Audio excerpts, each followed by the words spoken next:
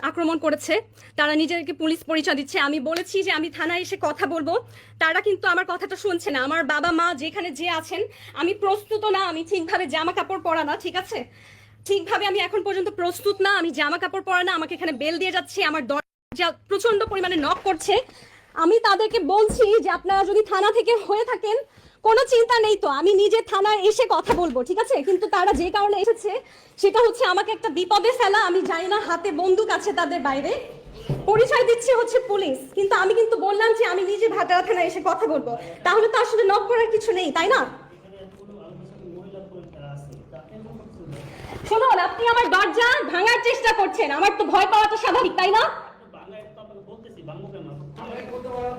না না, আমি তো খুলতে পারি না, কারণ আপনি কেন ট্রাস্ট করবো আপনাদেরকে? আমার কাছে অলরেডি স্বরাষ্ট্র মন্ত্রণালয়ের ফোন এসেছে, অলরেডি সিটি কর্পোরেশন থেকে ফোন এসেছে, অলরেডি 3 জন মানুষকে আপনারা থানায় আটকে রেখেছেন।